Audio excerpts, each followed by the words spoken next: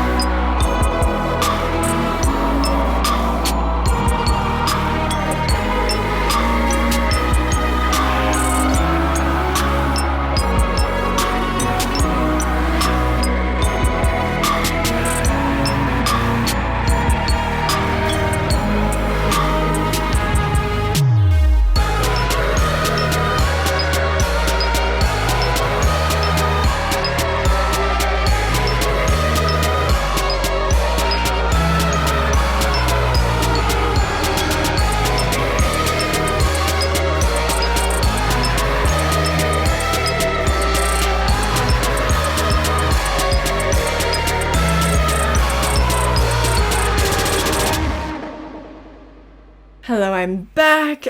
Spirit. Even when it's the beginning of the season, it still slaps. I'll definitely go in there again as we get closer to Halloween just to see like what else has been put up, but stock might be running pretty low by then. We'll see. Then we also went to Marshall's, and very briefly at the end, I showed you a few clips of CVS. CVS's decoration situation is quite dire. The only thing that I really liked was this really cool ornament wreath. I would love to own that. I know it's tacky, but I'm into it. It's true. But everything at CVS is just cheap, and it is expensive. expensive. Also, they had this like tealish turquoise section that was baffling. I don't know what was up with that. Marshall's has the cutesiest mugs, I would say. Those little ghosts actually did kind of get to me. One thing I really did like though was the soap dispensers. Those actually look very nice, especially the jack-o'-lantern one. I really like that one. They also have some seasonal pajamas and stuff, and maybe someday I'll be on that wagon. But we still have a few more shops to go. In the next section we have Joann's. We also have Michael's, but this was back in August, like towards the end of August, that I shot all of this footage, so I don't think that they had even put out all their collections yet, so it might not be that thorough. Maybe I will try to go back there as well as Spirit Halloween to see what other footage I can get.